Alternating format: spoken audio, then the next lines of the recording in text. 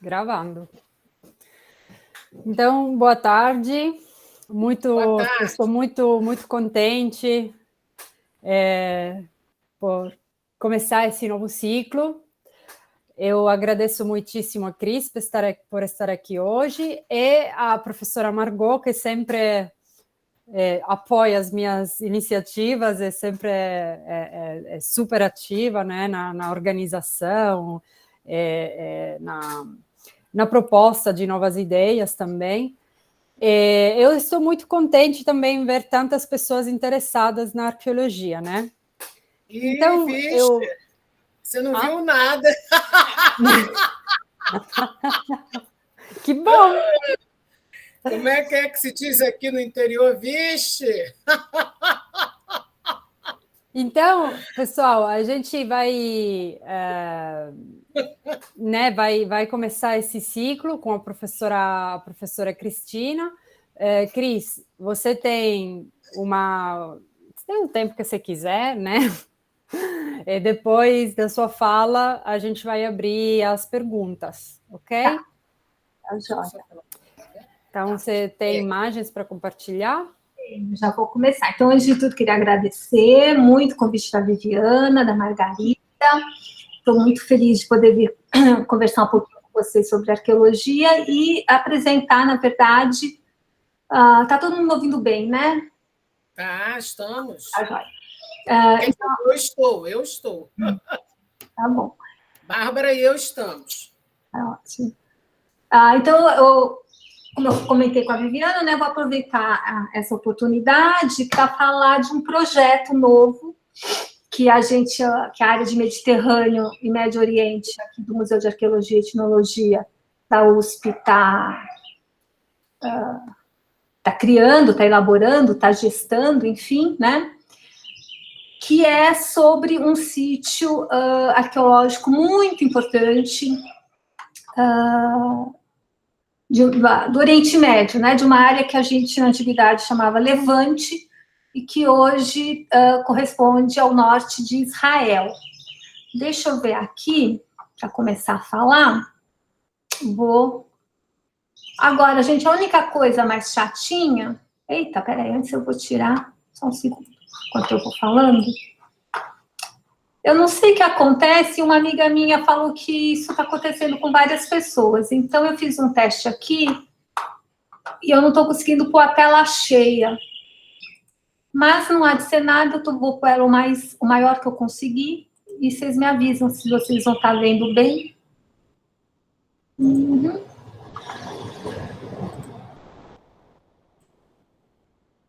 Tá todo mundo vendo?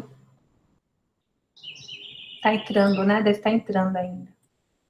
Vou abrir o máximo que dá.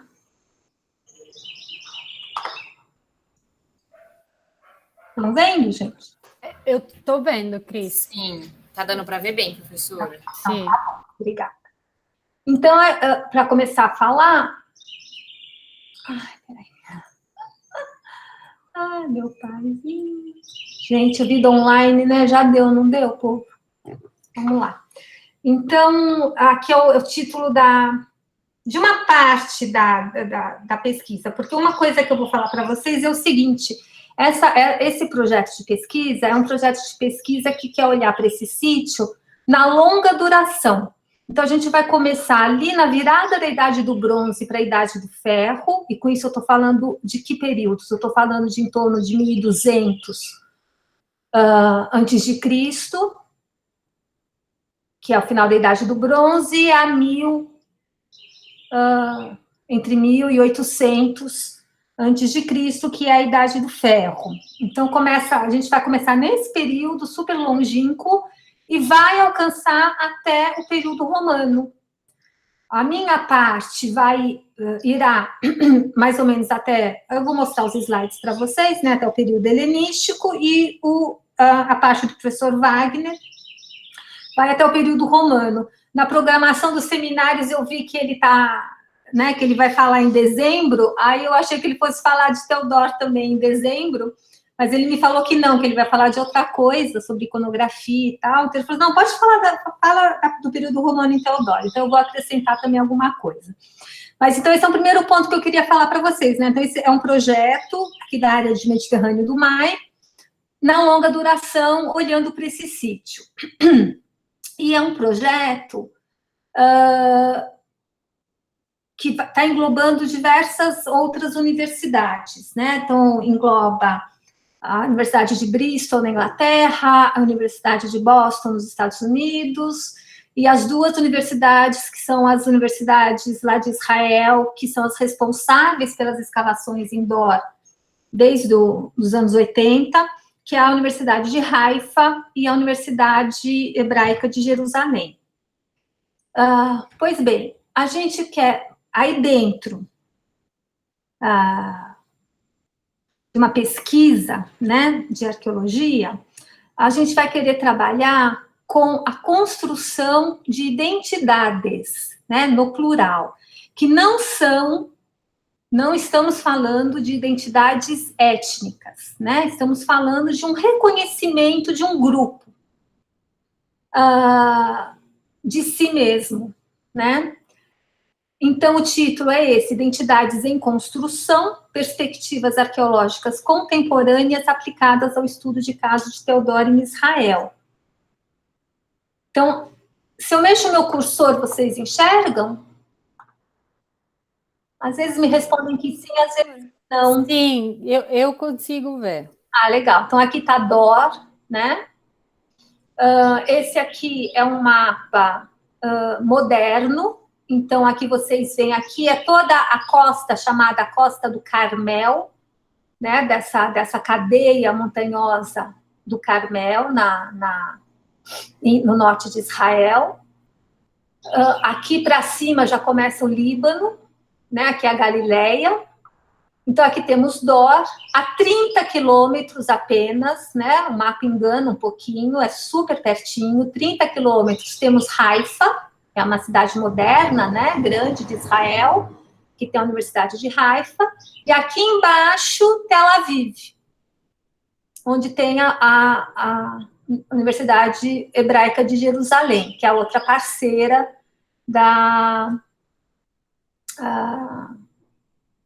dos trabalhos em Dor.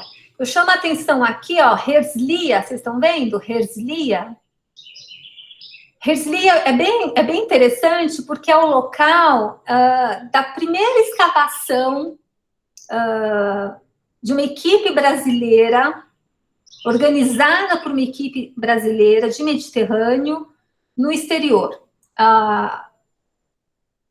Sempre tivemos participação de arqueólogos brasileiros em escavações no Mediterrâneo, mas aqui em Herzliya é o nome moderno, né? Mas é próximo de Apolônia, do sítio de Apolônia, que também é um sítio hebreu romano, que foi, eu só faço esse parênteses, né? Quer dizer, é interessante porque aqui o mar, enfim, já tinha esse histórico, né? De um primeiro contato, de organizar e mandar uma equipe brasileira para trabalhar em Apolônia, durante vários anos. O professor Wagner mesmo, a primeira grande escavação dele de Mediterrâneo foi em Apolônia, foi aí que começou a história dele com Israel. Quem entrar acompanha o trabalho do professor Wagner, vê que ele trabalha bastante com essa província, a Judéia-Palestina, no período romano. Enfim, né, só para abrir esse parênteses. Mas a gente está aqui agora em Dor, né? Esse mapinha aqui é um mapa que mostra um pouco da riqueza arqueológica, né? Quer dizer, Israel, ela tem umas... por ser um país muito pequeno, tudo bem que essa questão, né, de ser um país muito pequeno, mas eles são extremamente organizados com relação a pensar patrimônio, a pensar arqueologia. Então, eles têm mapeados e catalogados uma quantidade, assim, absurda de sítios. Assim, eu acho que não tem um pedacinho de Israel que já não foi escrutinizado, né? Não foi feito algum tipo de pesquisa para identificar. É claro que é uma coisa que eu sempre falo para todos os alunos, que vocês são alunos de história, vocês sabem isso também tão bem quanto eu, né? Quer dizer, as ciências humanas, todas as ciências, né? Mas as ciências humanas em particular, eu acho, acredito, elas caminham muito próxima às questões contemporâneas, né? Às quais elas estão ligadas. Então, mudam-se as questões contemporâneas, você vê que, né, se alimentam, novos paradigmas são lançados, novas abordagens teóricas, novos olhares, né? Então, não vou falar que, né, a gente sabe que tem várias questões políticas ali com relação a Israel, mas nos últimos anos eles cada vez mais estão interessados, eles mesmo entre eles discutindo como trabalhar bem os textos sagrados, né, o Antigo Testamento, os textos da religião dos judeus, e olhar para esse passado e rever os dados, né? Eu falo isso porque talvez tenha um senso comum, não sei, né, entre vocês, de falar, mas não é lá que eles só fazem aquela arqueologia de a Bíblia tinha razão, então, assim, não mais, né? Tem muita crítica, muita revisão. É óbvio que ainda tem grupos que tentam ainda fazer a Bíblia tinha razão, né? Porque é isso, são as questões contemporâneas, né? Que acabam. Mas já tem muita revisão e muito olhar renovado. Então, aqui, isso tudo para falar, então, que esse trabalho minucioso que é feito em Israel, com os departamentos de antiguidades, de catalogar os sítios, é um trabalho sério. E aqui, então, a gente vê, né, então, ó, em círculo pretinho, são sítios da Idade do Ferro II, né, que é, ou seja, o primeiro período posterior, né, 900, 800 a.C. Idade do Ferro I, que é a bolinha todinha pintadinha, né, e outros sítios, né, esses sítios em losango são sítios dos filisteus, né, são sítios de um dos povos do mar, que vão tomar conta dessa região, justamente nessa virada do 12º milênio,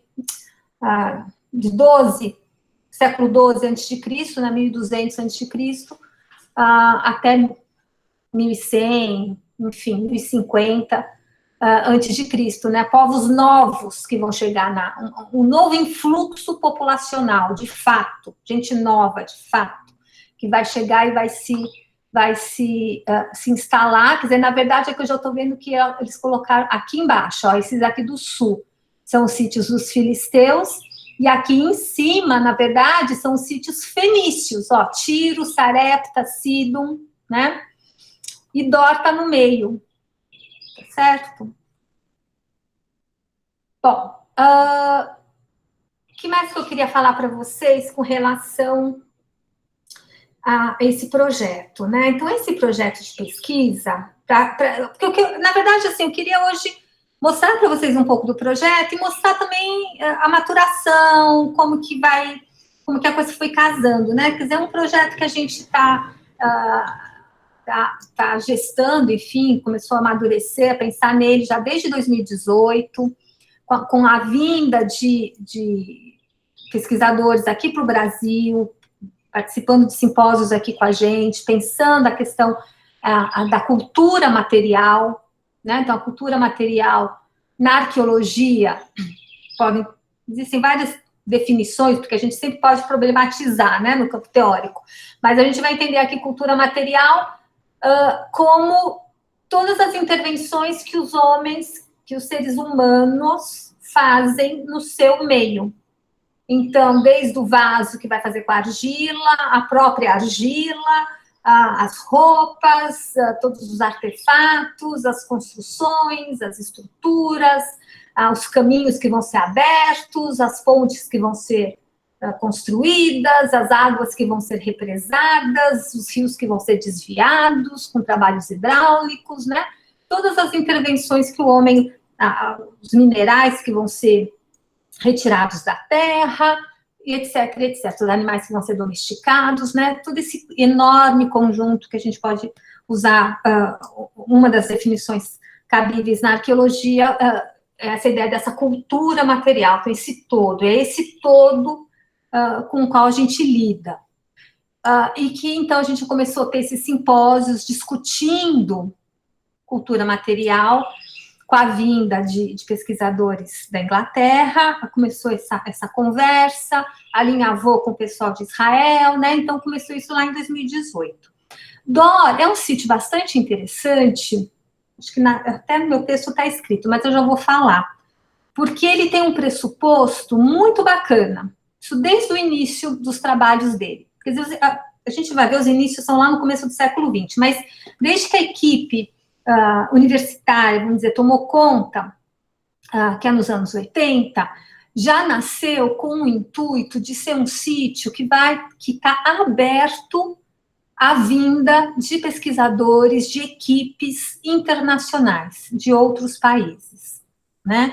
Isso é pela multiplicidade, pelo diálogo, né? Porque, como eu disse, Israel, eles têm uma política de patrimônio, eles têm, é um país pequeno, é um país rico, não é por questão de verba, sabe? É claro que toda verba a mais sempre ajuda, mas é mesmo uma questão de juntar pessoas do campo acadêmico, espalhadas pelo mundo, e para irem trabalhar em Dor. Então, ou seja, já é um sítio que os pesquisadores que são responsáveis pelos trabalhos nesse sítio, eles já têm esse pressuposto desde o início. Então, isso é uma coisa muito bacana, e foi isso que permitiu essa abertura de porta para a gente. Essa é uma questão importante. Agora, então é por isso que vocês estão indo para lá, porque é um local onde se aceita estrangeiro? Não, né? É um sítio extremamente interessante, é um sítio muito importante. Primeiro de tudo, Dor foi um porto, né? Uma cidade portuária. E aí, entrando no tema do projeto, né, a questão das identidades. Então, trabalhar com as identidades, trabalhar com o contato cultural, trabalhar com as consequências do contato, seja ele, então, contato entre pessoas, seja ele o contato provocado pela cultura material, que vai de um lado para o outro, né? Que impacto, o que acontece numa sociedade quando ela está mais aberta ou quando ela está mais fechada, né? E um porto é uma cidade aberta, né? Por definição. Está sempre recebendo influxos, né? E Dor foi um porto muito importante nessa região do Levante, né? Ele está bem assim no meio do caminho, indo para a Fenícia, para a Síria, e para baixo, chegando até o Egito. E nessa idade do bronze, idade do ferro, muito, muito ligado, muito contato com o Egito. E com o Chipre também, que está bem ali, aqui para a esquerda do mapa, né? Deixa eu começar a ler. E aí tem outra questão interessante de Dor, em termos de escavação. Não vou começar a ler ainda, gente. Vamos escutar mais um pouquinho. Então, eu estava falando para vocês nessa questão de Israel, talvez nesse senso comum que tenha, né? Lá não se faz pesquisa séria, porque todo mundo só quer provar que a Bíblia tinha razão e não sei o quê, né? Eu já pontuei que não é nada disso, tem muita revisão, muita crítica, muitos estudos interessantes, e a política faz parte da arqueologia. E tem ainda, vira e mexe, vai ter uma manchete. Achamos o palácio do rei Davi, e tal, né? Mas toda essa área do Oriente Médio, toda a área do Mediterrâneo, de uma maneira geral, a gente pensar. Na verdade, olha, a gente pensando da Idade do Bronze para cima, você já tem escrita. E aí entra de novo no campo de vocês, historiadores, né? Então, a gente já tem escrita. E com o passar dos séculos, essa escrita só vai aumentando de quantidade, né? Eu não vou agora aqui, né, rever toda a crítica ao texto escrito, como, né, tem que ser tratado como um documento, como outro documento.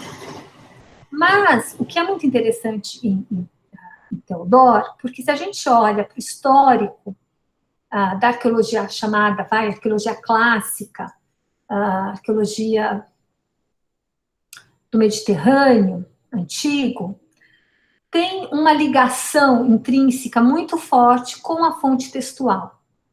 Então, durante décadas, para não dizer séculos, essa arqueologia foi sendo construída, isso eu estou falando desde a época do Renascimento, né? Então, estou lá no século XVI, da nossa era, né?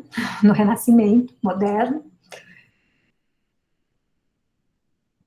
Foi uma arqueologia que foi sendo, né, o interesse pelas coisas, pelos artefatos, foi sendo construído quase que numa dependência da fonte textual. E aí, dependendo da sociedade que se estava estudando e do período que se estava estudando, por exemplo, a Grécia, Atenas, século V, Roma imperial, né, tem uma abundância de fonte textual, mais dependente ficava, né, a arqueologia dessa fonte.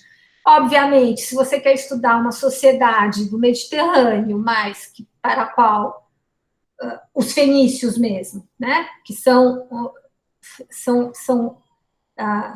de uma maneira errônea, tidos como os inventores do alfabeto, eles não foram os inventores do alfabeto, mas eles foram aqueles que sistematizaram os vários alfabetos que estavam acontecendo aí nesse Oriente Médio, nesse levante, na virada do bronze para o ferro, e foram eles, sim, de fato, que sistematizaram em torno de 1000 a.C., estabeleceram lá as 23 consoantes, 22 consoantes,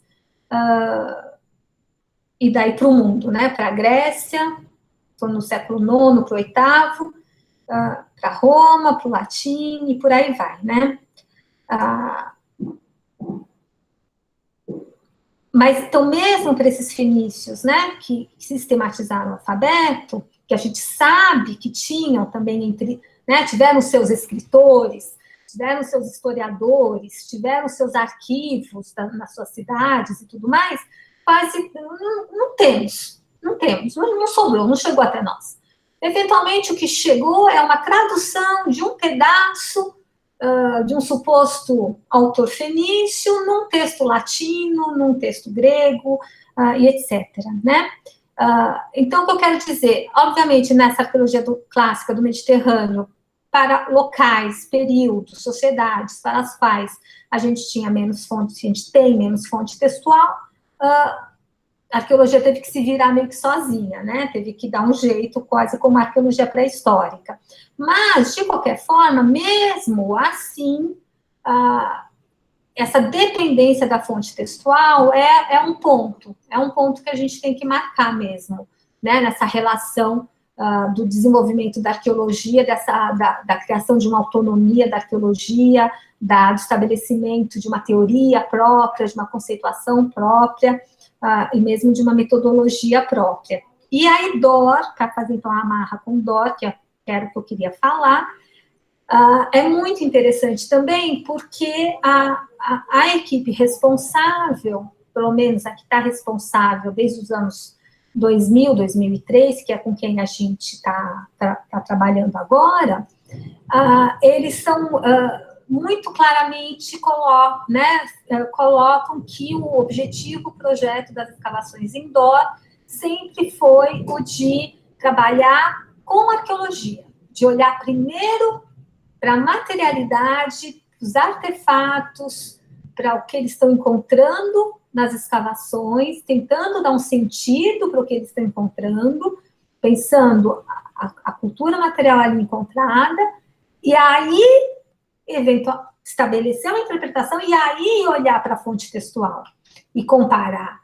e ver, pode acrescentar, pode negar, pode isso, pode aquilo, né? E não ir com o livro e olhar para a Dor com o livro na mão e tentar encontrar o que está escrito ali em alguma fonte egípcia, grega, latina, que seja, né? Então, essas questões nos atraíram bastante.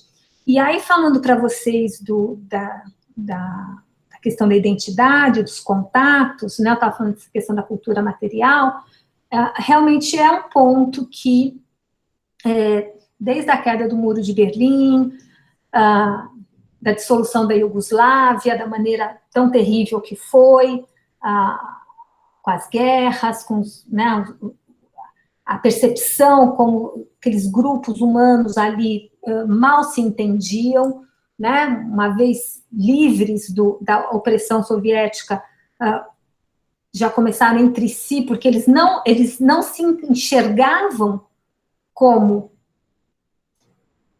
da mesma identidade, né? Um olhava para o outro, não se via nesse outro, né? Os bósnios, os sérvios, o Montenegro, enfim, né? Quer dizer, todas essas questões, elas foram alimentando, né? Sem dúvida, a arqueologia, as ciências humanas, mesmo as constantes questões de negação de identidade, se a gente for olhar para o Brasil, né, que até hoje você escuta, né, então, se o indígena está com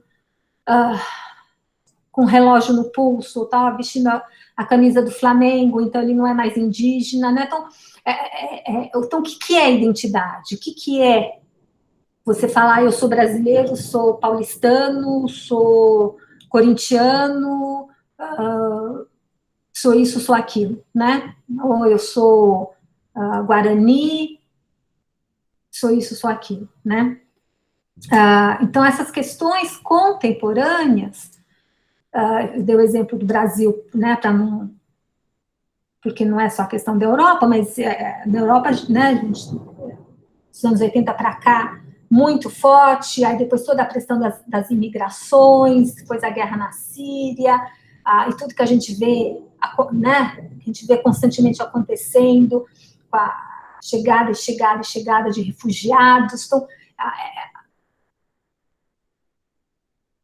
são problemas contemporâneos nossos, né? Pensar como que a humanidade vai se entender, como que a gente vai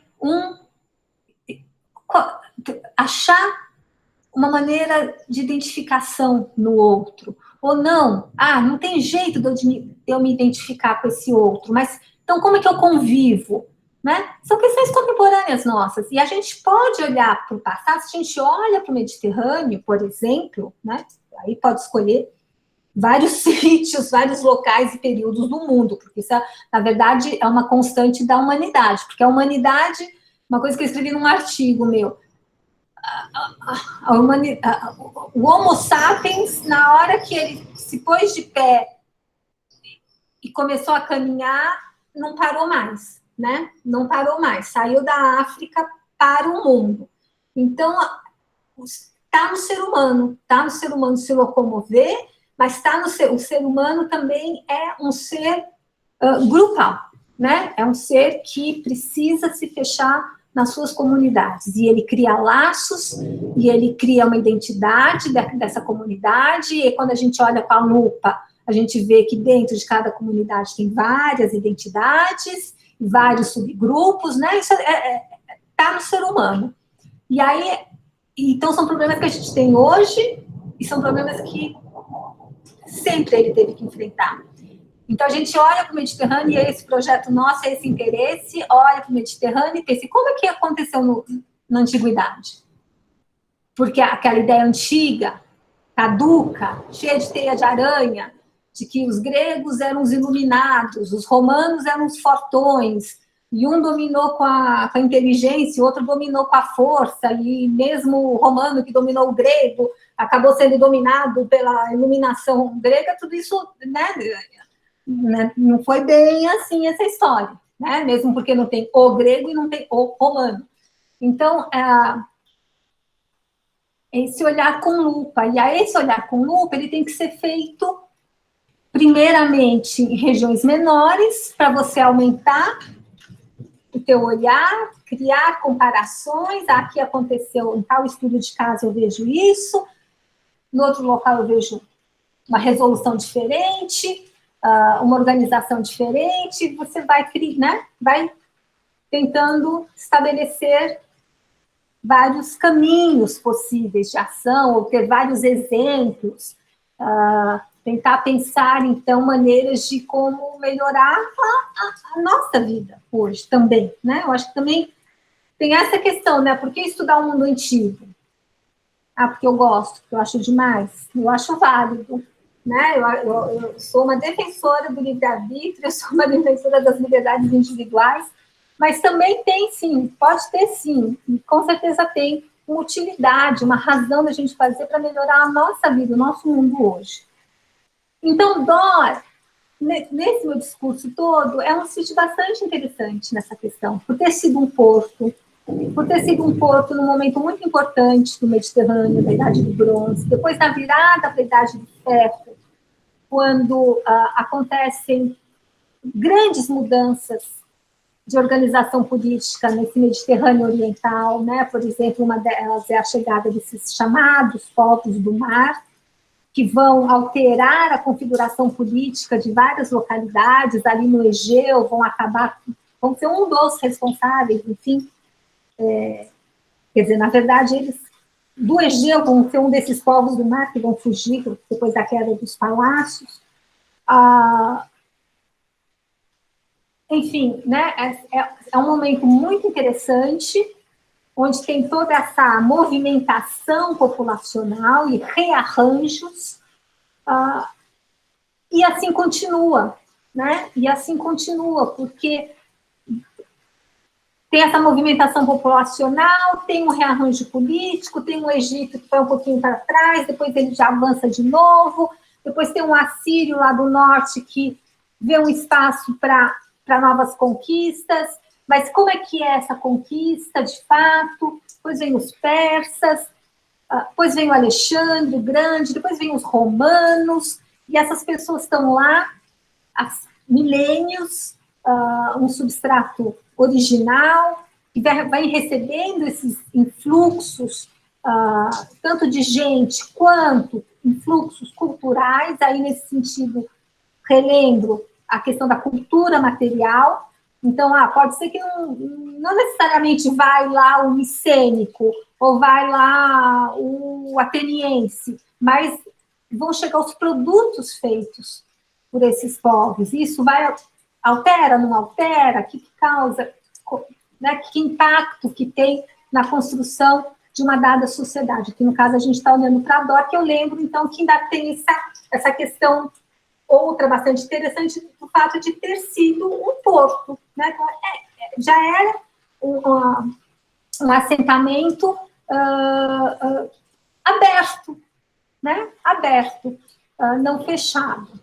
Eu vou parar de só falar e começar a mostrar algumas imagens. Antes, só para vocês conseguem ler? Porque talvez seja até mais fácil do que eu falando, mas eu vou falar, né? Mas dá para ler ou está muito pequenininho? Mas eu vou falar, ninguém respondeu. Dá para ler, sim. Então, tá bom, mas eu vou... Porque é interessante também vocês pensarem as questões de arqueologia, né? Vou mostrar aqui para vocês. Então, primeiro, Teodoro está situado diretamente à beira-mar, pela extremidade oeste de duas cordilheiras de Curcar. Curcar é um tipo de solo típico ali do Levante, feito do endurecimento da areia, da praia. No geral, ocupa uma área retangular com enseadas naturais ao sul e ao norte, e uma terceira entradinha menor no oeste. Na antiguidade, esse lado oeste aparentemente se estendia para além da linha, né, desse Curcar, mas à medida que o nível do mar subiu em vários períodos, todo o lado oeste do monte foi arrastado. Provavelmente cerca de 15% do seu tamanho original ruiu. Então, são questões também, aí eu já estou entrando em questões de arqueologia, são as questões, porque tudo que eu falei para vocês de conceito, vamos estudar as identidades, e Dor era um porto, e tem a cultura material, e a gente vai estudar na longa duração, desde 1200 ao século III depois de Cristo, nossa, que legal, que máximo, que tudo mais. Só que a arqueologia não é um texto que já foi lá, né, copiado e arrumadinho na Idade Média, e você vai hoje, pega aquele texto, vou reler Aristóteles e vou propor uma nova abordagem. Você tem que cavar, você tem que lidar com um sítio arqueológico. Quer dizer, o que eu quero dizer com isso, gente? Entre o Porto de Dor, que eu estou falando para vocês, que tem essa longa duração, que é maravilhoso para a gente estudar contato cultural, entre Dor, do mundo antigo, e o que a gente quer descobrir tem um sítio arqueológico. Né? O sítio arqueológico não é Dor. É um local que foi sofrendo uma série de ações do tempo, da natureza, do ser humano, né? Então, não é assim tão fácil essa equação. Eu quero descobrir isso, vou escavar e eu estou escavando a Dor. Não, você está escavando um sítio arqueológico. E aí, o primeiro ponto que eu coloco para vocês, 15% da Dor antiga sumiu no mar. Né? E aí, já entra um outro ponto que é bastante forte em Dor, que tem sido muito trabalhado, Dor tem sido muito trabalhado na arqueologia subaquática, né? Porque você tem que escavar embaixo da água, né? E também no lado leste, você tinha um lago. Eu vou mostrar agora a fotinha, deixa eu ver se mais alguma coisa aqui, né, que eu falo dos dois importantes nomes da arqueologia subaquática ali da Universidade de Haifa, o Avner Raban e o Asaf Yassir Landau, que trabalharam muito no sítio de Tel Dor. Então, aqui, ó, é uma foto aérea do sítio, tá? Aqui estão, né, várias áreas de escavação. Estão vendo a flechinha? Está se movendo? Então, aqui é o norte, leste, norte, oeste, né? Que é aqui que ruiu, né? Ou seja, a Dor original continuava bem mais, né? Avançando, o mar subindo, engoliu 15% do sítio. E aqui, a leste, hoje a gente olha e vê como se fosse, né, um promontório, né, um avanço da terra sobre o mar, na verdade, aqui tinha um lago na antiguidade, que foi sofrendo assoreamento. Então, também é importante ter isso em mente, né, para você pensar como essas pessoas viviam na antiguidade, como a água, como elas estavam cercadas por água. E estudos de paleoclima mostram também que os arredores de Dor era todo pantanoso. Então, é bem diferente do que a gente tem hoje. Bom, então aqui, né, quase plano atualmente, esse monte se eleva cerca de 14 metros.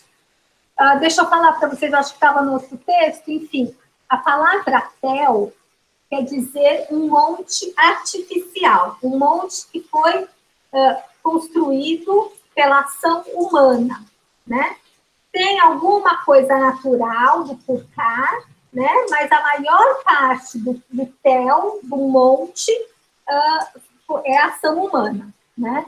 Então, ele se eleva cerca de 14 metros acima do nível do mar, a maior parte é acumulação artificial. O depósito mais profundo no lado oeste é no lado leste do que no oeste, né? Ou seja, mais profundo está aqui, né? Até porque aqui ruiu, né? E aqui chega 14 metros de profundidade para você escavar, para você chegar no nível da Idade do Bronze. E é como a arqueóloga-chefe das escavações indoor, né, a arqueóloga de Haifa, Ailete Gilboa, ela coloca, para vocês terem uma ideia, para se chegar na Idade do Ferro, você tem que escavar, fazendo o trabalho direito, é óbvio, né? Porque a arqueologia também, né? Você vai lá meter o trator, você destrói camadas e camadas para chegar onde você quer, né? Totalmente errado. Fazendo o trabalho direito, escavando bonitinho, para você chegar na Idade do Ferro, você tem que escavar 10 anos, né? A gente vai chegar lá de novo daqui a pouco. Então, aqui fala, né? O lado oeste, que é o mais profundo, tem 13, 14 metros, em alguns lugares abaixo do nível do mar, né? O monte, ele é composto em duas partes, a parte sul é a principal, quase toda artificial, que incorpora, então, essa Dor do século XII, antes da era cristã, e a partir do século X, que é a Idade do Ferro, a cidade vai se expandir em direção ao norte, né? Vai, né, se expandindo para o norte. Então, de novo, aqui, né? Então, esse pedaço era o mais antigo, vamos dizer assim, né? Da Idade do Bronze, e foi se expandindo depois para o norte. Bom, que mais? Aqui, aí aqui outra questão, aqui de novo, ó, o norte, o sul, o leste, onde antigamente tinha o lago, né? E o oeste, a parte que ruiu. E aqui, então, o que eu falo aqui? Eles dividiram, como que você faz o trabalho arqueológico, né? Você tem que ir trabalhando por áreas. Vai trabalhando por áreas. Então, aqui no caso de Dor, as áreas foram sendo nomeadas por ordem alfabética, e, eventualmente, tem subdivisões, né? Então, por exemplo, aqui, pedaço mais antigo, né, que estava falando para vocês. Aqui, essa área G também é bastante antiga, muitos achados da Idade do Bronze, né? Então, A, B, C, né, D, I, F, G, H. Aí tem D1, D2, C3, né, B1, B2, é a maneira de ir organizando a documentação. Um outro ponto bastante interessante com relação ao Dor, bom, aqui fala um pouquinho do histórico, né, fato que começou nos anos 20, com o Garstan, né, que ele escavou aqui 2 templos, aqui, ó, nessa região, 2 templos, que são templos romanos, mas ele achou que eram helenísticos, né, então teve que ser corrigido. Depois, entre 25 e 1980, 2 arqueólogos, o Leibovitch e a Dauphin, vão trabalhar para fora do Tel, nos arredores do Tel, em áreas bizantinas, no teatro romano, né, para fora do Tel, enfim, né. E aí, tem uma lenda, né, em Israel, que esse Yagel Yadin, que foi um importante militar, arqueólogo, soldado político israelense, ele dizia que ele que queria escavar Dora e ninguém tinha coragem de ir lá mexer, né, porque o cara era importante, mas, finalmente, nos anos 80, o Ephraim Stern, que é o primeiro, vamos dizer assim, primeiro arqueólogo que vai iniciar essa escavação mais sistemática, contínua, vai estabelecer, que eu falei para vocês, essa ideia de transformar a Dor num sítio aberto à comunidade acadêmica internacional, já, né, da Universidade Hebraica de Jerusalém, vai iniciar escavações sistemáticas, ele vai parar em 2000, e aí, justamente, em 2003, muitos dos arqueólogos que se formaram com Stern, a própria Ailete Gilboa, o Ilan Sharon, que são os nomes que estão com a gente agora, que são os responsáveis pelo sítio agora, e vários outros, né, ao longo das décadas foram trabalhando e foram eventualmente saindo, mas em 2003 eles vão iniciar esse segundo momento desse consórcio, dessa escavação sistemática indoor com as equipes internacionais, e nós estamos até hoje, né? Então, aqui eu falo, né, essa ideia desse consórcio sempre existiu, com a Universidade de Boston, com a UCLA, lá da Califórnia, Universidade de Nova York, da Inglaterra, e agora nós, os brasileiros, estamos aí também enfiadinhos, né? Eu estou vendo aqui preocupada com o horário, que eu ainda quero mostrar umas imagens, as imagens são mais rapidinhas. Só para vocês terem uma ideia do que eu falo dessa coisa de comunidade, né? Então, quais vão ser os objetivos do projeto? Na verdade, eu só estou falando até o período persa-helenístico, mas vai, né, com o professor Wagner, vai até o período romano. Então, ó, compilar uma compreensão diacrônica, né, na longa duração, de como o ambiente construído de Dor, as estruturas de Dor, as ruas, os prédios, as casas, se desenvolveu ao longo de sua vida útil, né, do segundo milênio, final do segundo milênio antes de Cristo, ao século III depois de Cristo, em diálogo com a pesquisa do professor Porto, né, do professor Wagner, que vai chegar em época romana. Depois a gente vai associar a relação do ambiente construído com a cultura material, lembro que a, né, cultura material mais ampla. Em particular, a gente vai buscar também trabalhar muito fortemente com as moedas, com as cunhagens, e com as evidências, com os artefatos, com os materiais relacionados às práticas cotidianas. Por quê? Porque uma ideia nossa é trabalhar com um conceito chamado comunidades sociais. Então, entender como grupos de artesãos, grupos metalúrgicos, em Dor tem muita evidência de metalurgia, grupos de comerciantes, enfim, práticas cotidianas, como que eventualmente essas comunidades sociais vão se constituir, a gente vai né, conseguir perceber isso pela materialidade, receberem fluxos ou não, aí entram questões como o emaranhamento cultural, derivadas da ideia do hibridismo, do homem-baba, dentro, né, dessa ideia do quê? Do contato cultural. Então, se a gente vai destruir a concepção de que alguém vem e domina, e aí, então, voltando para o meu exemplo, o índio com o indígena, né, com o relógio no pulso não é mais indígena, que ele foi dominado pelo homem branco. Se a gente vai destruir isso, que a gente quer destruir isso, porque isso está errado, porque se você vai conversar com o indígena, ele vai falar, eu sou indígena, e identidade é autoconstruída, não é você que vai impor uma identidade para ninguém.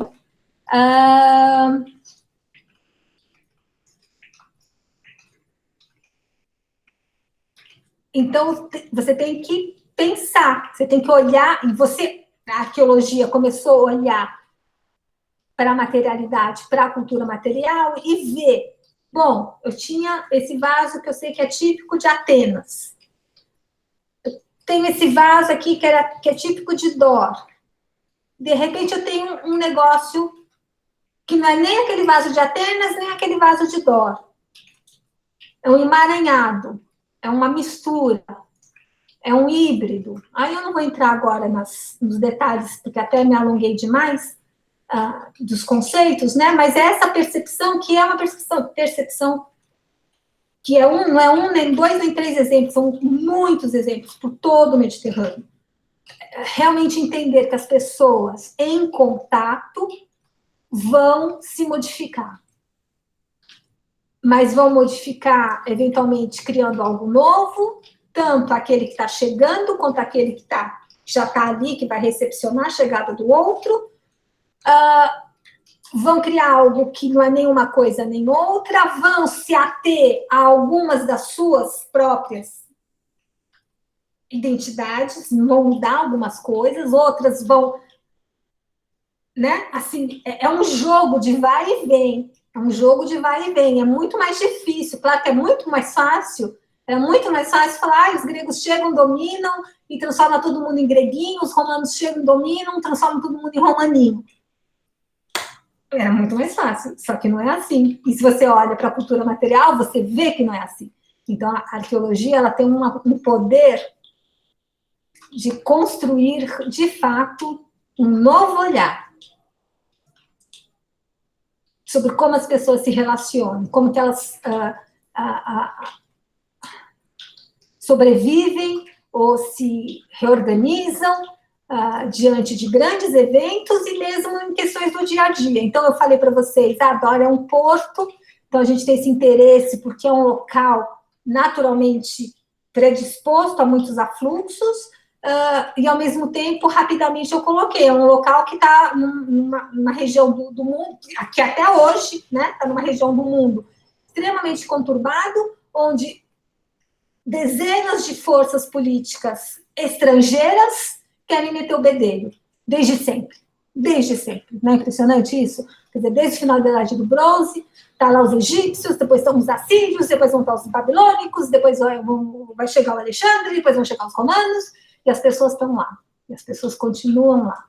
E hoje, infelizmente, ainda não mudou, né? Então, enfim, mas a gente quer olhar para o mundo antigo e juntar o ambiente construído com as moedas, com as evidências de práticas cotidianas, para trabalhar o estabelecimento sociocultural das comunidades, trabalhar as identidades cívicas, né, de dor, isso principalmente por meio da moeda, porque a moeda é um documento do Estado, entre aspas, não dá para me deter em todos os conceitos, né, ao longo do tempo, né, para compreender como os residentes de Dor equilibravam suas identidades cívicas e socioculturais ao longo de gerações sucessivas entre a Idade do Ferro e o período persa-helenístico.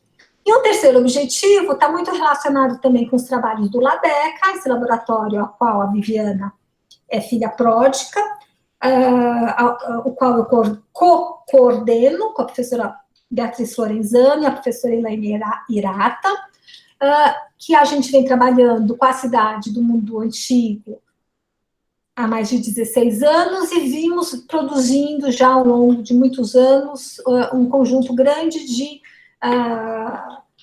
jogos, maquetes digitais, vídeos documentários, né? Vocês podem acessar no nosso site, temos as nossas redes, agora digitais, o nosso canal do YouTube, com entrevistas, com podcasts, os nossos podcasts são muito bacanas, Facebook, enfim, né? O Ladeca também tem todo esse lado de extroversão desse conhecimento que a gente produz, então também é uma intenção do nosso projeto fazer um vídeo documentário para conversar com as pessoas ali, do arredor do sítio arqueológico, que ali a gente tem comunidades judias mais ortodoxas, temos comunidades judias mais laicas, temos comunidades árabes, então a gente quer também fazer um vídeo trabalhando o que significa para eles esse mundo antigo, a relação com o patrimônio, enfim, né? Então são esses os projetos, o projeto de uma maneira bem rápida, né? Aqui está o meu contato, quem quiser conversar, eu vou parar isso aqui rapidíssimo, porque eu quero agora, em 5 minutos que seja, mostrar para vocês, espera lá, umas fotos, porque até agora ficou tudo muito seco, eu acho. Agora vocês vão ver o lado divertido da arqueologia. Falem para mim se vocês estão vendo. Eu estou vendo. Então, tá bom. Pode olhar, tá aparecendo. Então, aqui, gente, o que é isso aqui? Isso aqui é a propaganda, tá? Então, a propaganda dos consórcios, né, na cidade de Haifa, na cidade hebraica de Jerusalém, na cidade de Boston, para atrair estudantes para irem escavar em Dor. Deixa eu baixo aqui para aumentar a imagem. Aí, né? Então, aqui de novo uma foto bem bonita, né, do lado oeste, justamente, né, do sítio. Mas eu trouxe mais para vocês verem as fotos, né? Então, aqui o sítio de Dor, aqui o kibbutz Nasholim, né? A comunidade ortodoxa próximo ao sítio, uma praia, aqui tem um parque, né? Aqui de novo aquele mesmo mapinha, ó, Chipre, que também tem muita relação com Dor. Aqui que eu falei para vocês, a questão da arqueologia subaquática, que é muito forte, o tipo de material que eles encontram, né? Esses aqui são chamados pitos, né? São grandes containers, grandes vasos de cerâmica para conter material orgânico, cereais e tal, né? Da Idade do Bronze, você vê que né, a menina quase está dentro do vaso. Aqui um pouquinho, porque essa é uma outra questão, né? Tudo bem, eu fiz todo um discurso para vocês como a gente tenta se afastar da fonte textual, né? Mas o termo Dor, ele vem do mundo antigo, né? Vem do papiro do Uenamun, egípcio, do século XI, está no sarcófago do Exu-Nazar, no século VI, está em vários textos gregos, e etc. e tal, né? Os vários nomes, né? Doros, Dorites, né? Então, o termo Dor é o nominho dele mesmo, né? É o nome da cidade. Aqui que eu falei, né? Várias vistas do Tel, né? Que eu falei para vocês, dos 14 metros, em relação ao nível do mar, né? Outras fotos aéreas do sítio, aqui em colorido, né? As áreas de escavação. E aqui tem um pouquinho, vai contando um pouco pela cor, né? Os vários momentos de escavação. Então, porque também tem essa questão, né? Eu passei meio rápido, né? Mas a primeiríssima escavação foi em 1923, né? Com Garstin. Então, aqui em roxinho, né? Só que também eu ia comentar, né? A arqueologia mudou muito ao longo do século XX, né? E, infelizmente, nesse início do século XX, o pessoal escavava, ia atrás de coisas bonitas e depois também não publicava, né? Então, quase não, a gente não tem relatório de escavação desse período. E aí as várias cores são, né, em relação às várias equipes, né? Aqui o Teatro Romano, que eu falei que eles escavaram, né? Do lado de fora do Tel, e aqui eu acho que é o Bizantino, a Igreja Bizantina, né? Enfim, aqui é onde estão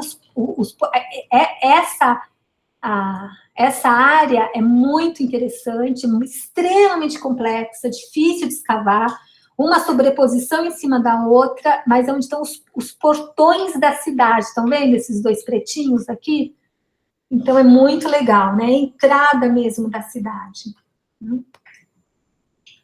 Aqui, né? Várias fotos da escavação, proteção contra o sol, também, né, os responsáveis, eles, né, comentam muito e escrevem artigos comentando como é um sítio que está sendo escavado, se a gente contar desde 1923, há quase 100 anos, né, se a gente for pensar em termos das primeiras escavações sistemáticas, há 40 anos, mais de 40 anos, tudo bem que a pandemia atrapalhou bastante, mas enfim.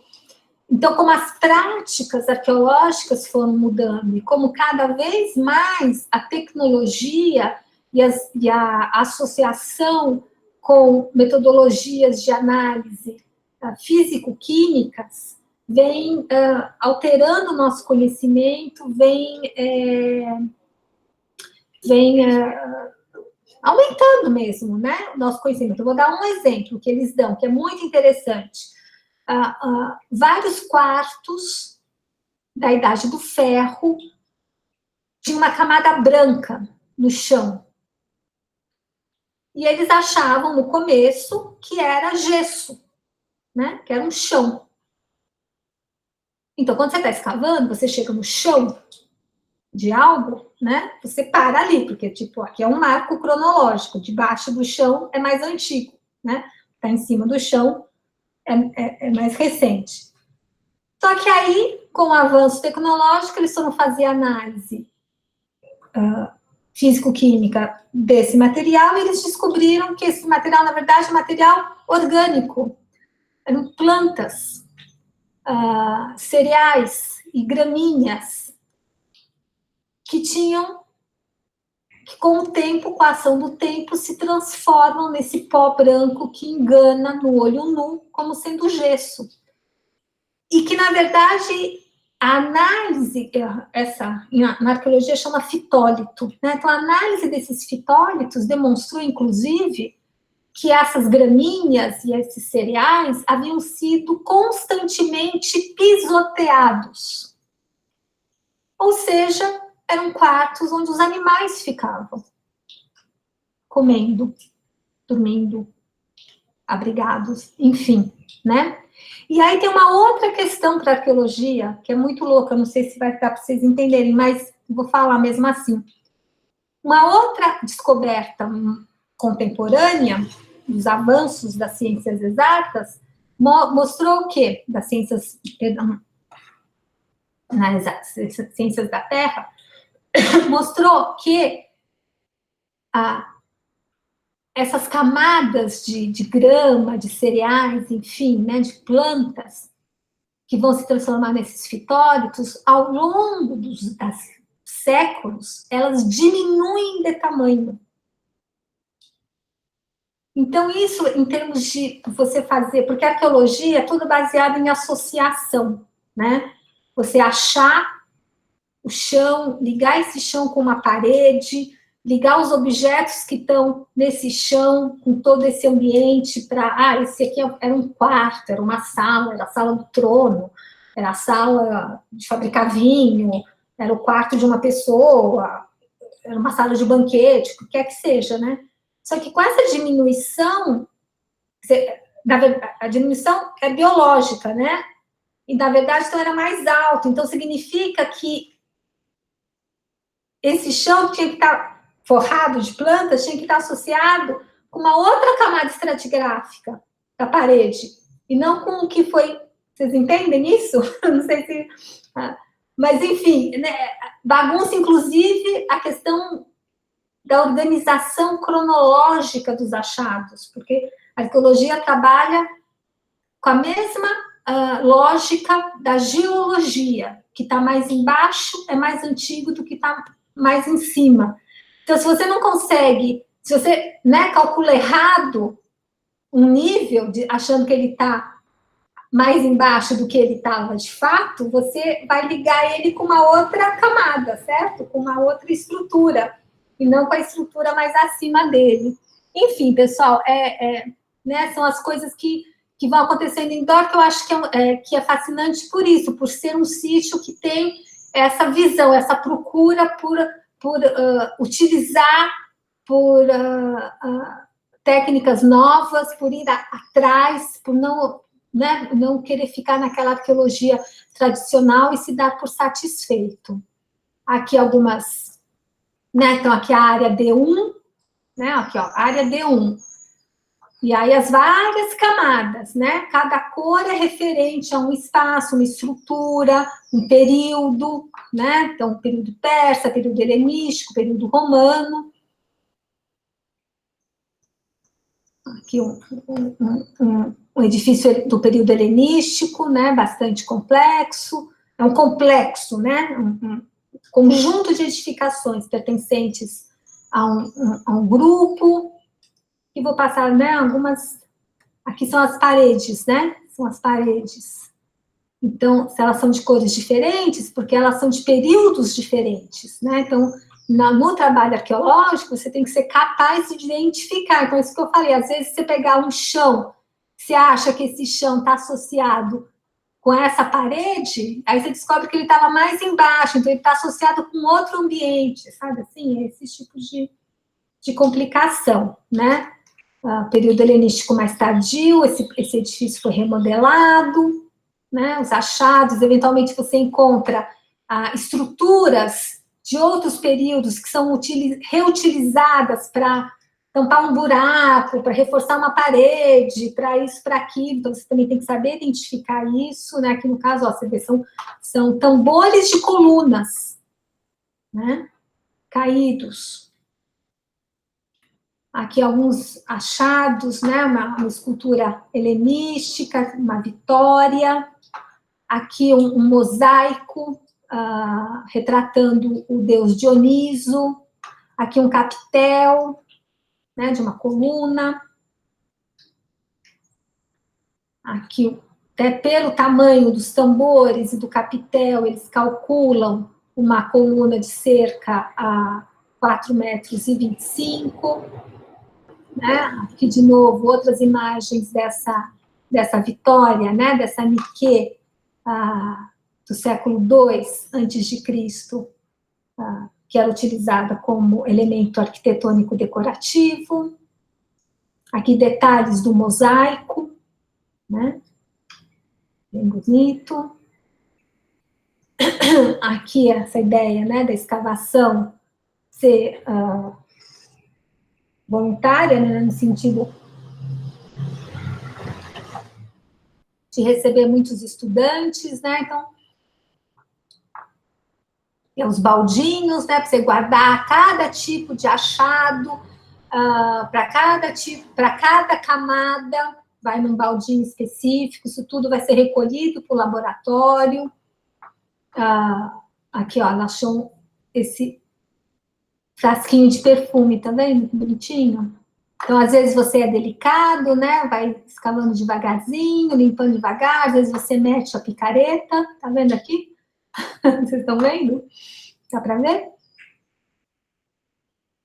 Essa foto tá meio escura, né? Porque começando o dia, super cedo, começa a escavar, realmente uma escavação. De uma maneira geral, né? Se começa muito cedo, se costuma escavar no verão, que no Mediterrâneo é um mês mais seco, sem muitas chuvas. E aí você começa muito cedo porque logo esquenta muito, fica muito, muito quente, né? Então você vê, ó, eles começam, sei lá, 5h30 da manhã, porque às 7 da manhã tem a primeira parada para tomar café. Depois, das 9 às 10, mais um cafezito, mais uma comidinha. Né? Aqui que eu falei para você, ó, aqui é o sítio, tá vendo? Aqui são as praias. Também tem um lado bom da escavação, depois você, na folga dá para ir para a praia. Aqui é o museu associado ao sítio de Dor, né? Aqui o sítio coberto, porque o sol realmente é inclemente, né? Para escavar. Aqui com teodolito, né? Para medir a altura, fazer, plotar, né? Em 3D o local de um achado. Então, não dá 1h da tarde, se encerra. Oi. Desculpa se eu estou te interrompendo, mas é que é importante, eu acho, explicar. Você pode voltar atrás? Bom, aonde? Aqui, o teodolito. Tá. Do porquê é importante, né? Porque a gente marca as camadas e os achados, então tem que ter a referência exata de todas as camadas. E as fotografias, bom, eu acho que também nessa escavação é a mesma coisa, mas, por exemplo, quando a gente precisa fotografar, encontramos alguma coisa, né? Antes de removê-la do lugar, a gente tira uma foto. Uhum. Na foto vai ter que ter uma placa para identificar a unidade estratigráfica, a data, vai ter a data, né? Vários elementos. Então, é muito importante a gente saber exatamente qual o nível abaixo do ponto de referência que a gente escolhe, que normalmente é um ponto na superfície calpestar, né? Onde a gente anda, né? Então, é importante para isso, só para, né? Porque, de repente, o pessoal não está acostumado. Não, porque uma questão, gente, essencial na arqueologia é pensar que a arqueologia é relacional e contextual. Então, um vaso, só sei lá, esse celular, ele sozinho, solto no mundo, pode me dizer alguma coisa, mas ele relacionado a certos outros achados constantemente, ou sempre numa mesma área, num mesmo tipo de ambiente, vai me dar outra informação, né? Então, é por isso que é muito importante você marcar muito bem cada achado em relação à camada que ele está, à cronologia que ele está, ao ambiente, àquele contexto e aos outros objetos que estão a ele associados, para você poder estudar depois a coisa no conjunto, né? Então, por isso, né? Então, aqui fotinhos de escavação, uma coisa que te suja, não tem como. É sempre uma alegria quando acaba, porque você está morto, descansado, 1 da tarde, é hora de descansar. Só que tem depois o trabalho no laboratório de tarde, né? Então, de tarde tem que lavar tudo, tem que fazer o que... como é que fala em português? Separar, né? Porque, assim, você encontra milhões de fragmentos cerâmicos, por exemplo, né? Cerâmica é o material que melhor se conserva, né, no ambiente mediterrâneo.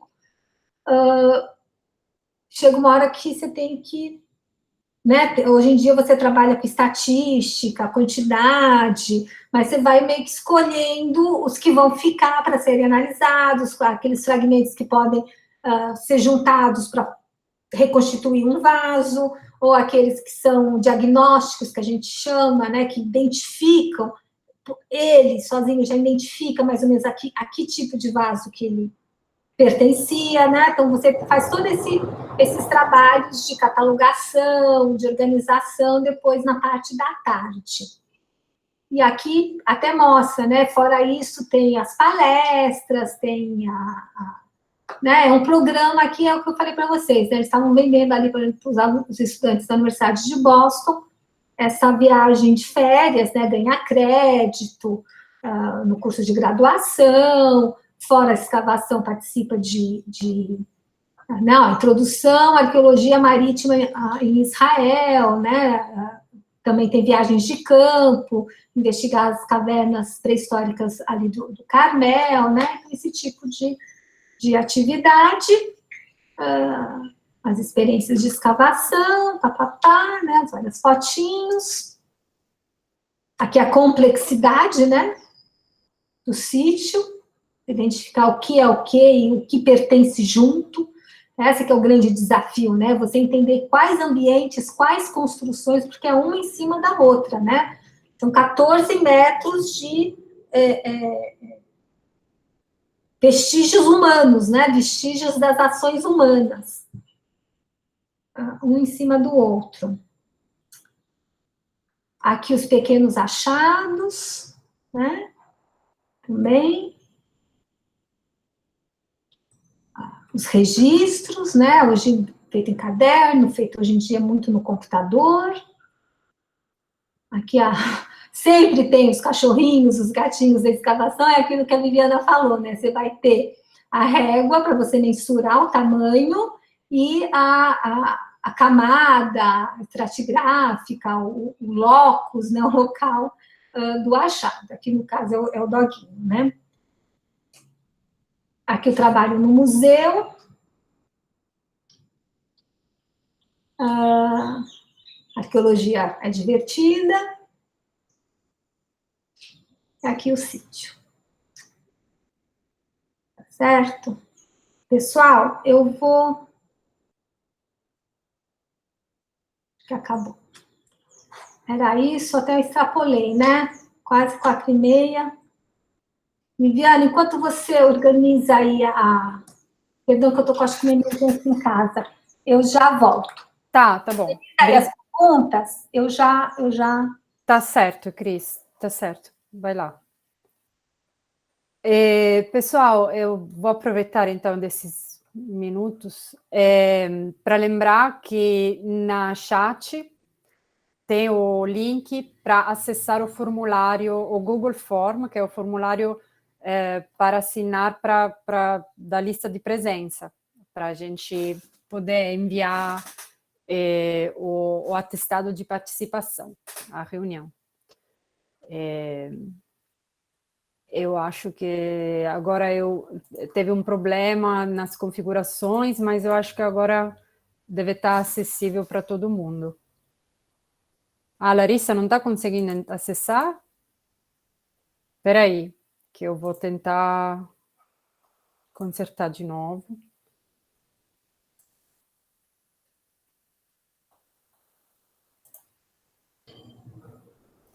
Larissa, tenta de novo.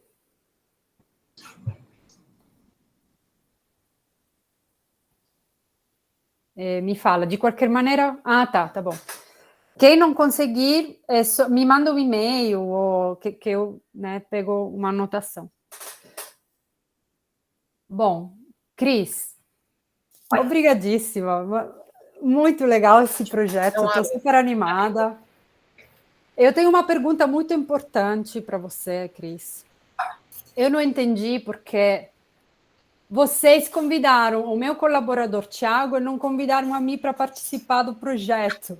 Eita! Brincadeira, Cris, tranquilo. Não, é que é muito legal esse projeto. Muito hoje legal. a gente estava falando com o Wagner, assim, Viviana, jovem pesquisador, mas aí... Olha, aqui eu estou me sentindo muito cobiçada. A Margot também quer que eu faça jovem pesquisador. Então, eu imaginei, falei, vamos alinhavar aí tudo. Então, eu já falei para ela, Cris, para fazer o jovem pesquisador aqui. Porque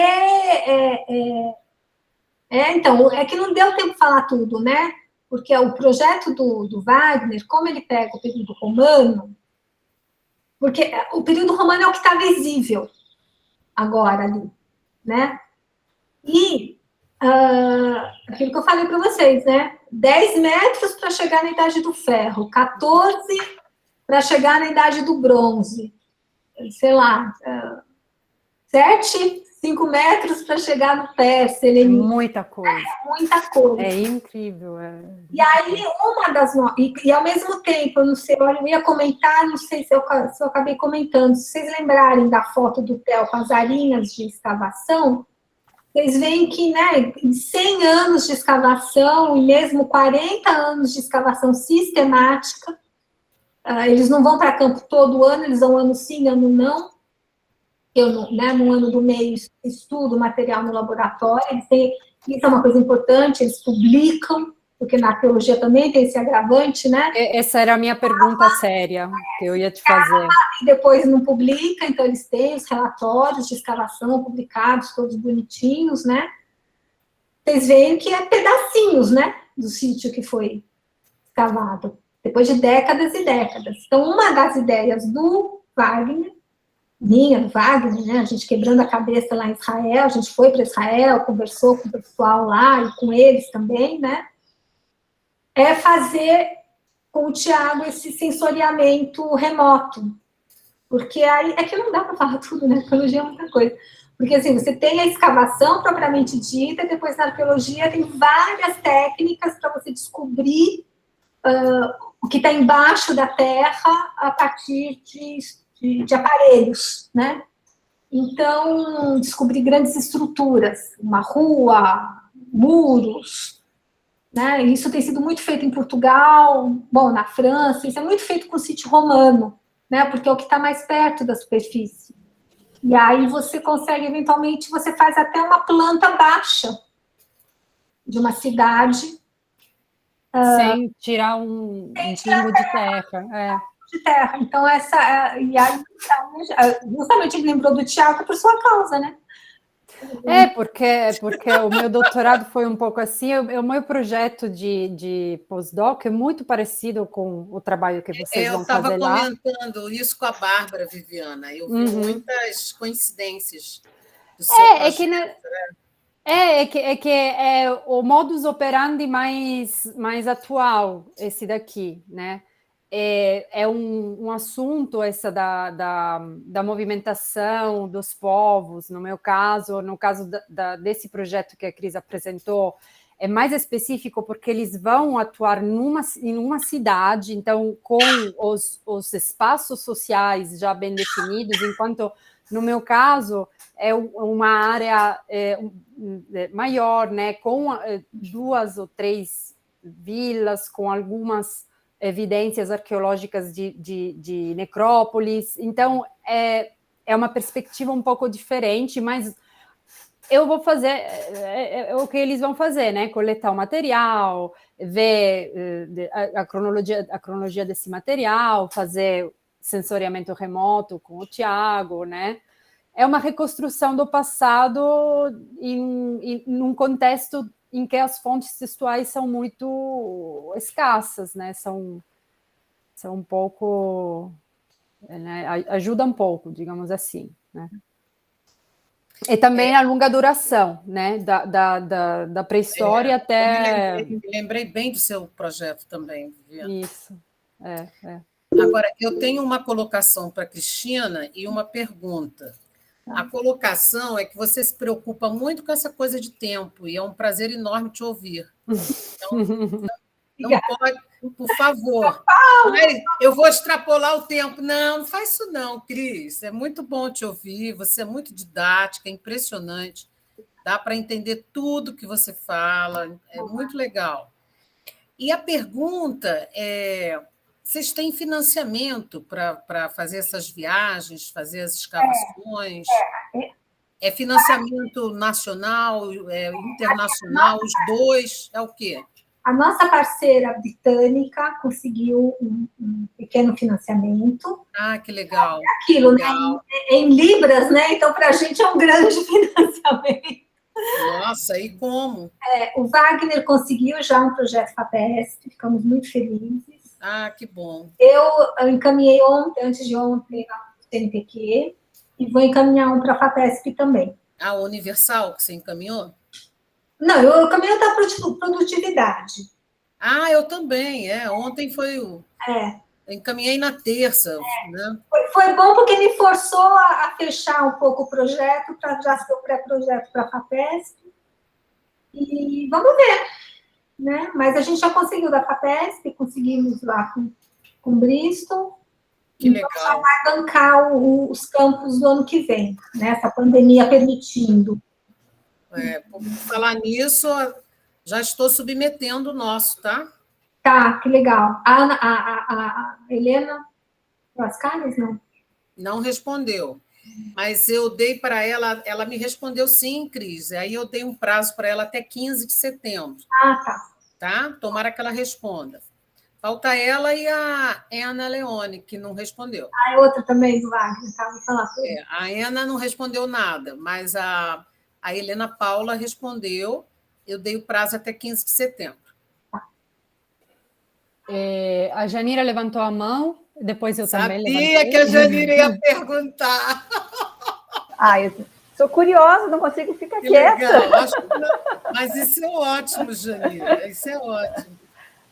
Bom, em primeiro lugar, foi um prazer enorme rever vocês e ouvir tantas coisas que me chamam a atenção. Eu sou da área de história, então, professora Maria Cristina, é sempre com muita curiosidade que eu escuto essas palestras e leio os seus trabalhos, inclusive. Então, quando você falava do tempo, eu falei, não, deixa, faz de conta que a gente não está vendo, deixa ela falar. Eu também penso assim. Deixa eu falar, gente. Então, muito obrigada por essa tarde, de várias anotações aqui no meu caderninho. E eu tenho uma curiosidade, ou um anseio, vamos dizer assim, de... Você tocou muito no ponto de que esses objetos, eles significam muito quando eles estão relacionados com o entorno dele, com os outros objetos, com o local onde ele foi encontrado. E aí a minha pergunta, a minha preocupação, meu desespero depois que eles saem dali, quando eles vão para os laboratórios, para as universidades, para os museus, são feitas coleções, esses objetos são separados. Como alguém que quer estudar isso chega a conseguir fazer essa relação desses objetos nessa conservação? Qual a preocupação de como esses objetos são disponibilizados depois? seja para quem quer estudar, ou seja para quem quer conhecer a história desse local, né? Você está tocando num ponto assim que é muito delicado, né, da arqueologia clássica, porque é essa questão, realmente, durante séculos, você tinha quase que um fetiche do objeto. Então, a procura por aquele objeto inteiro, por aquele objeto com pintura, ou pela escultura, etc. e tal, né? É justamente com as escavações em Pompeia, em Herculano, principalmente em Pompeia, que você tem que é a exceção da exceção da exceção da exceção da exceção num sítio arqueológico, né? Mas que mostrou a potencialidade de você entender uma coisa junto com a outra e da importância de você dar importância para os objetos não decorados, para os objetos do dia a dia, né? Porque na hora que você vai escavar Pompeia, você tem um retrato mesmo, né? Você tem lá a padaria, você tem o cachorrinho que morreu ali atrás do balcão, então que ele ia dar, né? Estava lá com o dono e cachorro de rua, sei lá, né? Ia lá comer alguma coisa e estava lá, enfim, né? Então começa a mudar com as escavações em Pompeia, né? No século XIX, mas é realmente vamos dizer assim, não uma maldição, também é uma palavra pesada, mas é um problema mesmo. Durante muitos séculos, você tinha uma retirada dos objetos sem essa preocupação como a Viviana colocou, de deixar muito bem anotado e registrado, seja por foto, seja no caderno de escavação, seja com desenhos. Hoje em dia você vai com computador, você faz já lá o 3D no software, né? Em campo, mas assim, demorou um pouquinho para ter essa percepção, para você registrar bem. Aí você tem um outro problema na arqueologia, que é a publicação desses registros, né? Então, às vezes, é uma questão, às vezes, até de contato pessoal. Por exemplo, uma pós-doc nossa aqui, um trabalho anterior dela, ela entrou em contato com uma arqueóloga portuguesa que escavava num sítio tal, que ela tinha interesse, lá pelas razões de pesquisa dela, e aí a mulher falou, vem aqui trabalhar comigo, e deu para ela os cadernos de escavação. Aí essa pessoa, aliás, essa pessoa morreu, mas aí o marido dela deu os cadernos de escavação para essa moça, para ela poder... Então, a arqueologia tem esses problemas. Por que isso? Porque se você não anota bem, se você não registra bem, você perde essa relação, né? E com o objeto vazio. Aí vai, coloca lá dentro numa reserva de museu, fica lá abandonado. Agora, o bom da arqueologia é que ele trabalha, a imensa maioria dos objetos é o que a gente chama de objetos em série, né? São objetos que são fabricados aos milhares. E aí, eventualmente, o que você consegue? Você consegue, em escavações mais contemporâneas, onde, vamos colocar, de uns 70 anos para cá, a coisa tem ficado cada vez mais rígida, né? De controle. Então, você consegue ter comparanda. Então, eventualmente, você vai ter aquele objeto que está lá solitário numa reserva técnica de um museu, e aí você vai olhar, não, mas isso aqui é uma cratera. Esse tipo de vaso é sempre encontrado em contexto grego, no simpósio, no banquete, para misturar o vinho, e eles bebiam, e não sei o que lá, né? Então, isso eu sempre falo para os alunos, né? O fato de estar numa reserva técnica, às vezes, com informação perdida, você vai olhar, né, vai buscar lá no registro, não tem muita informação, não significa que é um objeto que não tem mais utilidade, vamos dizer assim, para a pesquisa, né? Porque ele pode, sim, entrar num rol de alguém que resolve, deixa eu reexaminar todas as crateras. Vamos repensar as crateras. Aquilo que eu falei lá do emaranhamento, né? Será que elas são todas mesmo iguais? Será que, dependendo de onde elas vieram, elas foram sendo modificadas por alguma razão, né? E aí você sei se eu te respondi, mas realmente a arqueologia, ela né, que a gente chama de arqueologia contextual, né? Você tem um contexto para achar. Respondeu sim, professora, muito obrigada.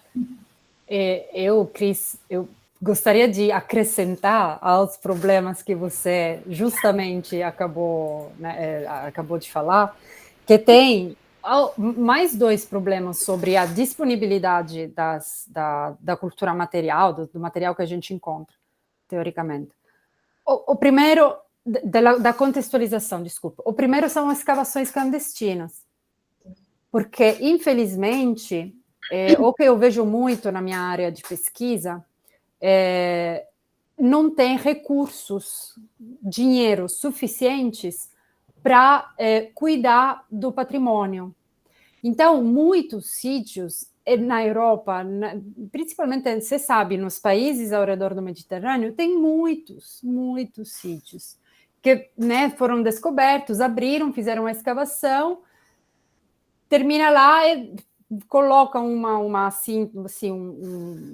um portão de madeira, alguma coisa bem, né, fácil de romper, de passar. Um monte de escavadores clandestinos vão lá e roubam os objetos.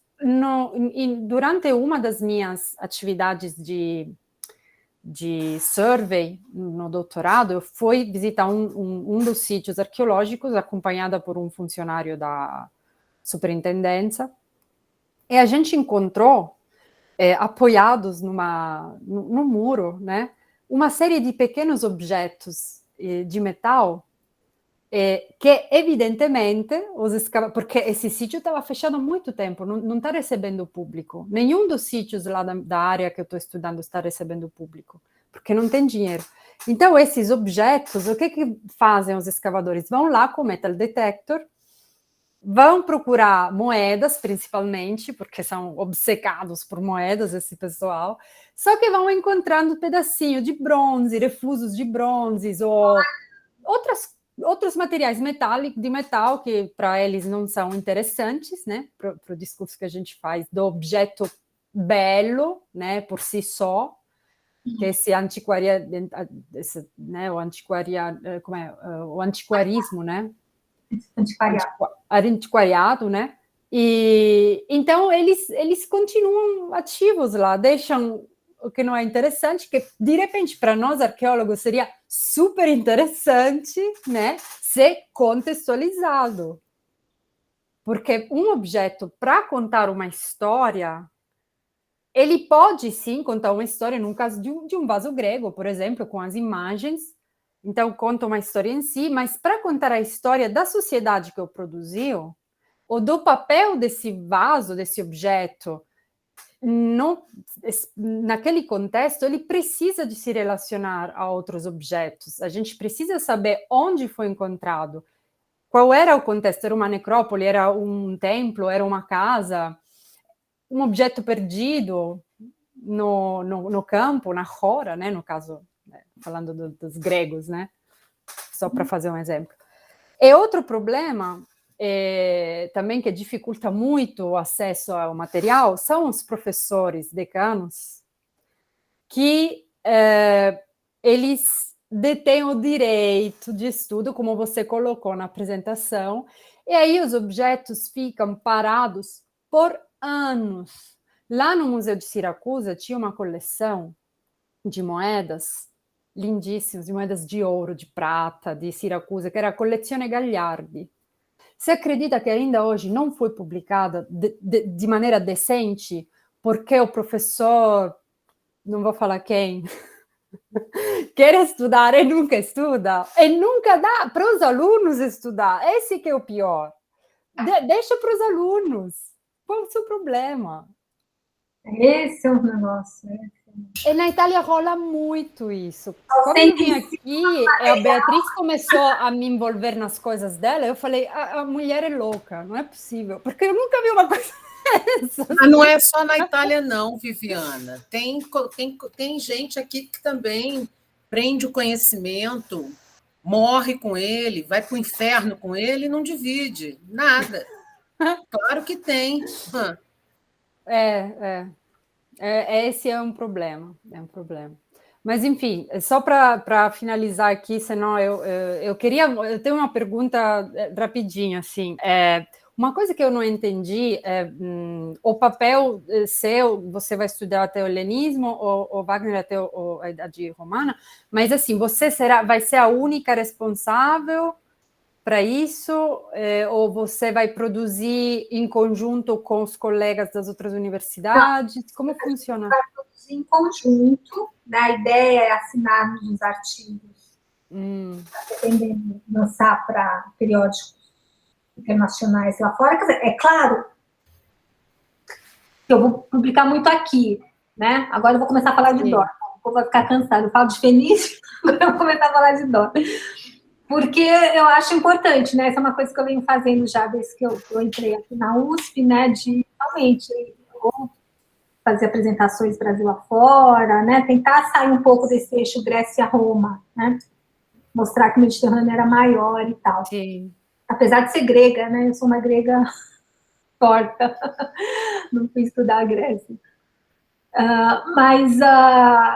Então, é claro que a gente vai publicar muito aqui, fazer os nossos produtos, tanto o LARP quanto o LABECA, né? A gente tem muitos produtos paradidáticos e tal. Mas a ideia é fazer essas análises conjuntas. O que acontece é que eles também querem a gente lá, eu e o Wagner, por entenderem que nós somos desse período, né? Persa-romano. Porque eles não é a especialidade deles, né? Da Idade do Ferro, que é interessantíssimo em Dó, né? E que tem a Tamar Rodós, que é lá de Bristol, que é a mulher da Idade do Ferro, né? No Mediterrâneo e tal, e que é muito interessante, porque hoje em dia, enfim, imagino que no campo da história também esteja ocorrendo todas essas desconstruções, né, pós-modernas, que vem lá desde os anos 90. Então, a última aqui na arqueologia é essa: os fenícios não existiram, é uma construção, sei lá, e o quê, entendeu? E a gente, tudo bem, tá bom, talvez realmente a palavra fenício vem do grego, mas eu entendo, realmente eu não acho que um cara de tiro olhava para uma mulher de Síria. Então, nós, os fenícios, somos assim, mas obviamente o outro, que é o grego, que é o estrangeiro, olhava para esses povos dessas cidades e falava, ó,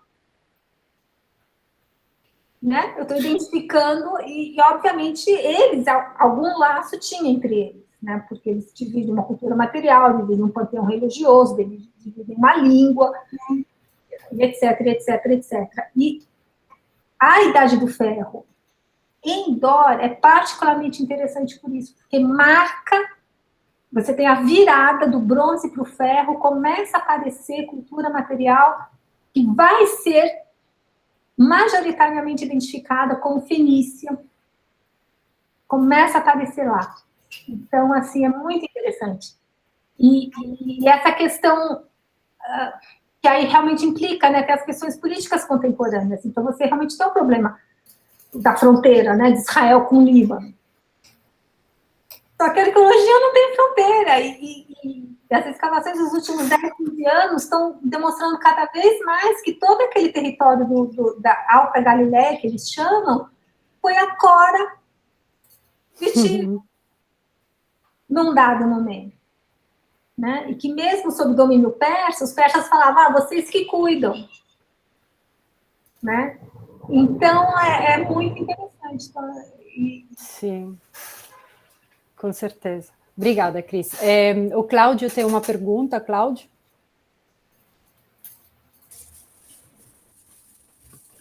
Oi, Cris. Oi, Cláudio.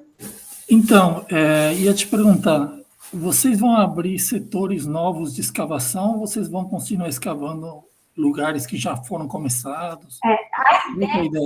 A ideia é, se der certo, a gente vai passar o GPS, porque a gente quer tentar achar o cruzamento da Cardo com Decumanus.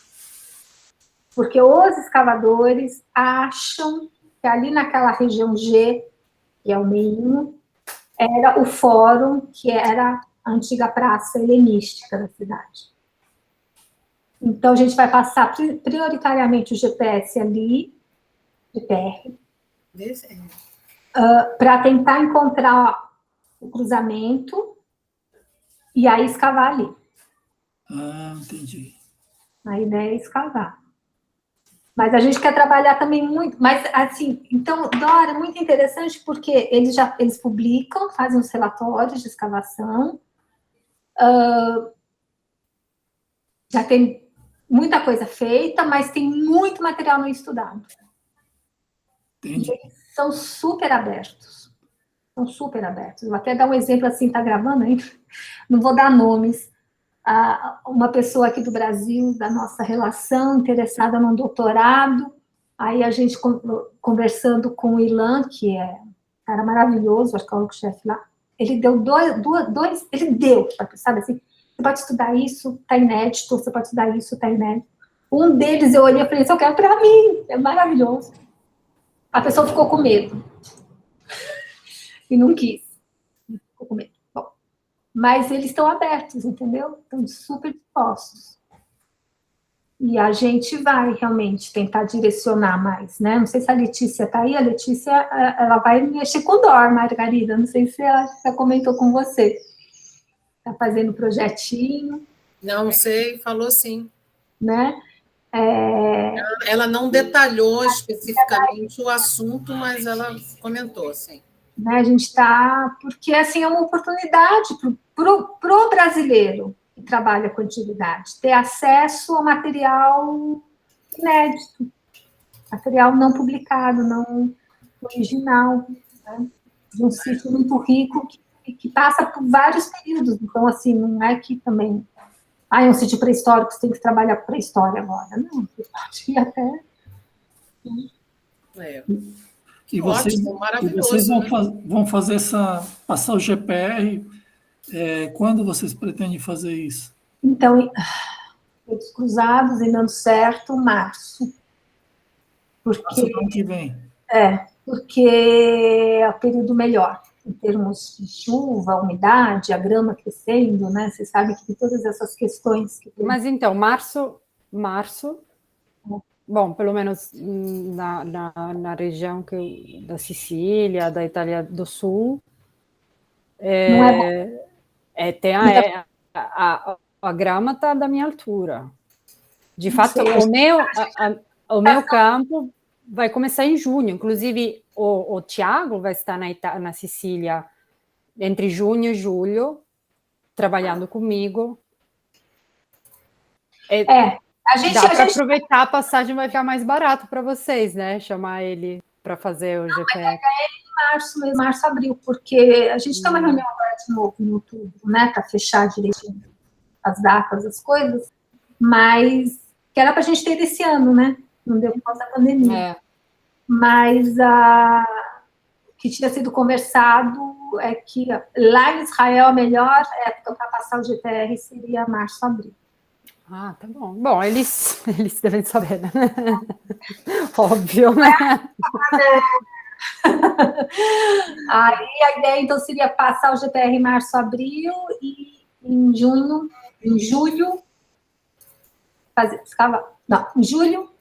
fazer o primeiro campo, que é mais de arquivo, e a gente tem um outro trabalho, que não deu nem para mencionar aqui, que são com as moedas, que